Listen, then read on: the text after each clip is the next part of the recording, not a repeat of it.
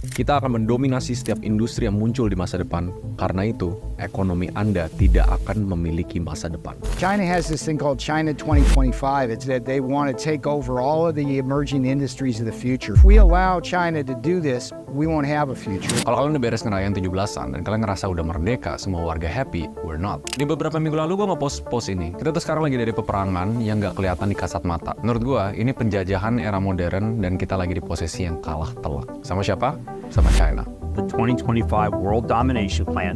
China is not going to back off from this 2025 program. We're not going to be able to slow that down very much. So asal kalian tahu, China sekarang lagi di posisi stagnan. Selama 2 tahun terakhir, mereka udah stuck di negaranya mereka sendiri. Apa yang mereka lakuin? Mereka menjajah negara lain. Dan kita, Indonesia, jadi sasaran empuk di mana konsumerisme lagi diperes habis-habisan sama China. Dan ini baru tahap awal. Again, kita lihat quote ini. Kita akan mendominasi semua industri yang akan datang. Karena itu, ekonomi Anda tidak ada masa depan. Peter Navarro di White House ngomongin tentang China ngerilis plan mereka untuk 2025. Dan tahu nggak yang bikin sedih apa? Kita di brainwash. Banyak orang tuh nggak sadar kalau video ini nggak rame dan message ini nggak kesampaikan. This is it. Ini bakal jadi kematian konsumerisme Indonesia, di mana produk lokal akan dibantai habis-habisan sama produk yang lebih cepat, lebih murah, lebih hebat, lebih bagus daripada kandangnya sendiri. Dan ini salah siapa? Salah kita sendiri. Kita yang sampai sekarang masih cukup bodoh untuk tutup sebelah mata, ngerasa kayak semuanya bakal baik-baik aja. Kalian lihat semua giants yang ada di Indonesia sekarang. TikTok, Xiaomi, Vivo, Oppo, Ice, Mobile Legends, Originote, Skintific, hampir semua perusahaan itu ada di tanah air kita selama cuma berapa tahun pendeknya ngebantai brand-brand lokal lain yang udah berpuluh-puluh tahun. Dan kalau kalian cek, hampir semua yang gue sebut tadi punya market share yang signifikan. Nomor 1, nomor 2, atau enggak nomor 3. Dan ini yang menarik, kita ketemu fenomena baru yaitu TikTok dan Skintific. Skintific yang semua orang kira perusahaan lokal. Kalau kalian Google perusahaan Kanada, kenapa realitanya perusahaan China? Kenapa brand yang hebat ini kesannya disembunyiin-sembunyiin, yang diam-diam apa ini Trojan Horse, salah satu dari sekian ratus project untuk mengeruk consumer Indonesia. Dan ini salah kita sendiri. So kalian harus mulai melike, tonton videonya sampai habis. Kita butuh revolusi, this is revolusi lokal.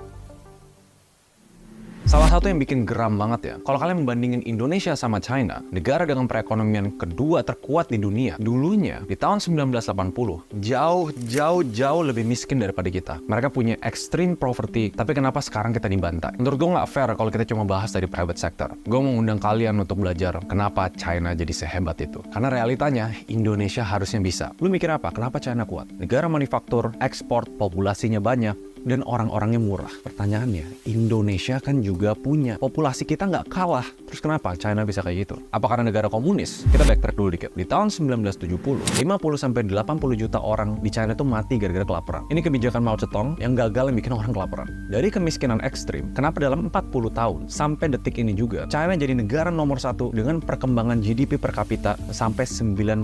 Kalian bandingin sama negara lain. Awal mulanya tuh menurut gue ya, pemerintahannya mau pintar. Yang awalnya negara komunis yang tertutup, di tahun 1978, Deng Xiaoping mulai buka kebijakan pintu terbuka di Shenzhen. Dan itu cuma pilot project, masih project iseng-iseng kecil. Pertama lu mikir kayak gini ya, warganya kelaparan, gak punya duit, apa solusinya untuk bikin mereka gak kelaparan? Ya kasih mereka duit, buat mereka bisa makan sendiri, naikin taraf hidupnya. Dan di saat itu, pintu terbuka, seluruh negara di dunia, itu kayak gini, hey guys, masuk ke China, lu buka pabrik di sini, pajak-pajak lu udah gratis, gue murahin semuanya. Lu pakai aja nih warga-warga yang di China itu masih agak goblok ya istilahnya, edukasinya masih rendah banget, kan cuma kerjain pabrik. Yang penting uang lu nih, negara-negara dari luar, uang perusahaan-perusahaan luar, setidaknya nomor 1, masuk ke pabrik-pabrik ini, mempekerjakan orang-orangnya, orang-orangnya punya duit, orang-orangnya bisa makan, orang-orangnya naik taraf hidupan. Dengan Chinese Economic Reform ini, Shenzhen tumbuh 13.711 kali lipat selama 40 tahun terakhir. Kelihatannya jenius, tapi at the same time, negaranya nggak masalah memperbudak warganya untuk negara lain. Tapi apa iya berhenti dari sana? Ngebuka kaki, negara luar masuk, dan duitnya ngalir, udah habis itu ngembang tuh negara. No, China itu sangat amat pintar di investmentnya. Uang yang masuk ke warga terus spending, dapat pajak, ini ada hubungannya sama savings rate dari GDP. Berapa banyak uang yang mereka simpan untuk mereka investasiin untuk ngembangin negara. Tapi lu harus ngerti sesuatu dulu nih, savings tinggi belum tentu bagus untuk warganya. Misalnya, beberapa negara, uangnya diputar lagi buat subsidi, sembako, dan China, savings rate itu kedua terbesar di dunia, cuma setelah Singapura. Investment mereka, dan gue nggak tahu ya, ini otaknya mungkin udah maju duluan ya, ditaruh ke infrastruktur, teknologi, dan edukasi. Kita yang paling simpel aja deh, kalau teknologi semua orang tahu, ya udah datengin aja semua teknologi negara maju yang paling canggih bawa ke China. Bayar duit, bakar duit, biar China orang-orangnya makin pintar, makin bisa maju. Yang kedua, edukasi. China punya basic education nomor 1 di dunia. Ini SD sampai SMP ya. ya. Jadi kalau ada yang bilang sekolah itu scam, lihat China. Kenapa di sana orang-orangnya ambis banget, orang tua pengen anaknya tuh juara terus, belajar terus. Mereka ngebangun karakter juga. Ditambah guru-guru, misalnya kayak bule-bule yang ngajarin Inggris di sana itu gajinya bisa sampai puluhan juta rupiah setiap bulan. Yes, mereka make a bet untuk naikin edukasi dari tahap paling basic. Nah cuma gini, kalian kalau udah ngikutin ceritanya ada yang aneh nih. China nggak buka pintunya untuk semua orang buka pabrik di negara mereka. Emang Indonesia nggak kayak gitu? Deng Xiaoping waktu itu fokus ke manufaktur yang dia sadar sendiri warganya tuh masih nggak pinter. Jadi dia pilih pabrik-pabrik manufaktur yang orang tuh cuma perlu datang, basic, masuk, pasang, ambil gitu doang. Nggak masalah. Indonesia ngelakuin yang sama di zaman Soeharto waktu itu menurut gue lumayan pinter. Dan itu Project Freeport. Sayangnya waktu itu Freeport itu butuh orang-orang yang skilled labor yang udah punya edukasi. Dan Indonesia belum sampai di tahapnya. Kenapa semua cerita ini penting? Kalian harus tahu perjalanan China untuk sampai di tahap sekarang. Harusnya Indonesia nggak kalah walaupun kebijakan-kebijakannya nggak bisa kita apple to apple karena Indonesia menjunjung demokrasi. Cuma ini poin terakhir dari China ya. Dari perkembangan yang signifikan selama 40 tahun terakhir, mereka udah mentok. Ini poin pentingnya. GDP segede itu untuk grow lagi itu susah banget. Butuh stimulus yang gede banget. Nggak usah jauh-jauh deh. 2 tahun terakhir China itu udah slowing down. Udah nggak bisa grow secepat itu. Satu, konsumsi ya udah mulai merendah nih. Ya udah segitu-segitu aja orang yang konsumsi. Populasi nggak mungkin nambah 2 kali lipat gitu lebihnya. Cari kerja bagus, anak muda berkualitas, yang gajinya murah, udah mulai susah. Mereka udah mulai negara maju. Jadi mereka stagnan. Apa yang mereka mau lakuin? Ya bahasa kasarnya memperbudak negara lain yang labornya masih murah. Vietnam masih murah. India masih murah. Indonesia masih murah. Dan ini yang lebih miris lagi ya. Indonesia bukan cuma disasar sumber daya manusianya. GDP Indonesia dan level konsumsi Indonesia itu lagi naik banget. Kita lagi spending a lot of money. China ngelirik,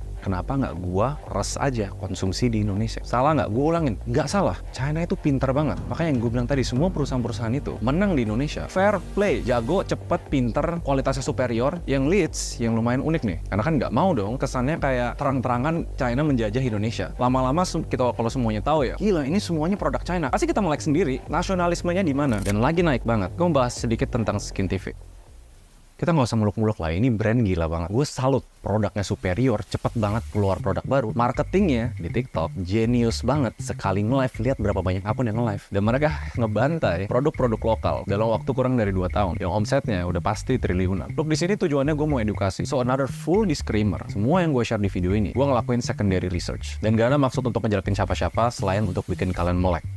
When we talk about Skintific, hal pertama yang gue dengar dari orang, satu, oh ini produk lokal. Emang iya? Terus mereka Google, oh ini produk Kanada, Skintific Kanada. Brand yang bisa merajalela di TikTok, yang punya market share signifikan, membantai produk lokal. Dari yang gue ketemu, itu brand China. Dan gue nggak tahu apakah ini Project S terselubung, karena kan Project S udah dibilang tuh nggak bakal buka di Indonesia. Gue nggak tahu. Kita balik lihat websitenya dia, Skintific Kanada. Tampilannya tuh kayak gini. Kelihatan nih, foundernya Kristen Tveit sama Ann Kristin Stopp. Itu dari Norway, 1957. Tapi gue cek, brandnya itu Skintific pakai I, ada yang pakai I juga, walaupun sama-sama pakai founder yang sama. Nah, kurang tahu mereka beli license atau mereka kerja sama brand Norway, tapi yang pasti kalau dicek website Skintific Kanada di bawah PT May Sundsvall. Nah, itulah namanya.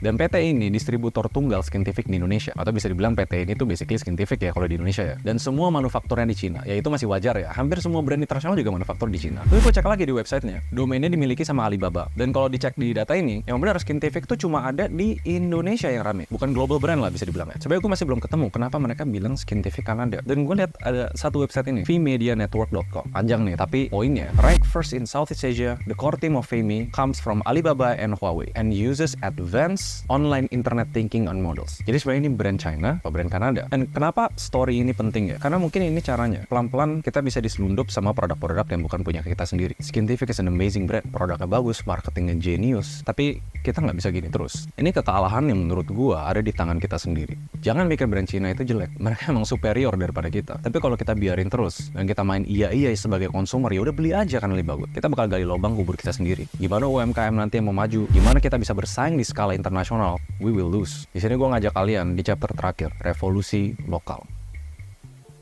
Dan ini mungkin jadi satu campaign yang pengen gue pertahanin. Kita nggak kekurangan orang pintar di Indonesia, dimana kita harus mulai bersaing secara internasional. Tapi ada beberapa hal yang kalian harus melek, yang kita bisa lakuin sebagai warga negara Indonesia untuk naik level. Sekarang kita bahas dari sisi konsumer. Apa artinya kita nggak usah beli produk-produk internasional? No, gue masih pakai produk internasional. Sampai sekarang laptop, jam tangan, HP, elektronik, gue masih pakai brand internasional. Sesimpel karena gue mikir, emang produknya superior. Tapi sebagai konsumen Indonesia, ada banyak banget hal-hal yang kita bisa beli setiap hari, yang kita tuh nggak kalah. Negara negara udah mulai step in by the way. Ada dasar-desus import di bawah 1,5 juta itu mulai di-ban tuh di marketplace. Ada lagi yang semua BUMN kalau mau pengadaan sekian persen tuh harus barang lokal. That's a good start buat konsumen. Gue mau berkaca ke satu campaign yang Tokopedia lakuin dulu. Namanya filosofi pete. Kita nggak mau beli produk lokal. Kenapa? Soalnya mereka jelek. Karena kita pernah beli dulu terus kita kecewa. Kita harus 10 tahun lalu, 5 tahun lalu kita langsung udah cap nggak layak untuk beli Indonesia. Harga lebih mahal, kualitasnya lebih bagus dari luar. Tapi ada baiknya kalau kalian coba lagi sekarang. Nggak sedikit kok produk-produk lokal yang kualitasnya udah bisa saingin internasional. Harga lebih mahal,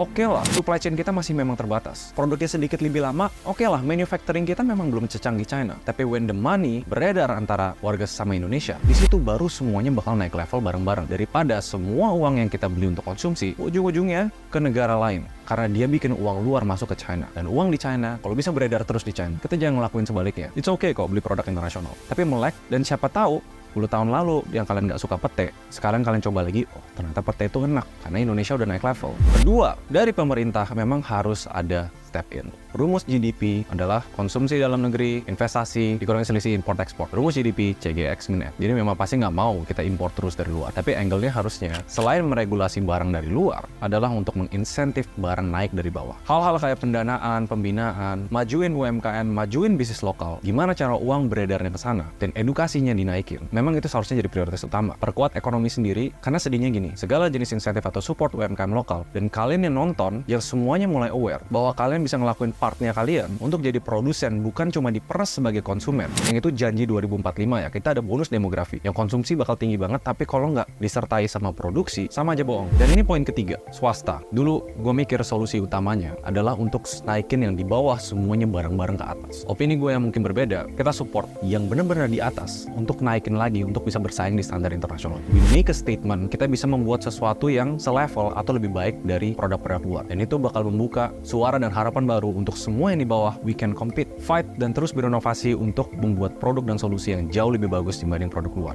Kalau semua itu gagal, ya sudah.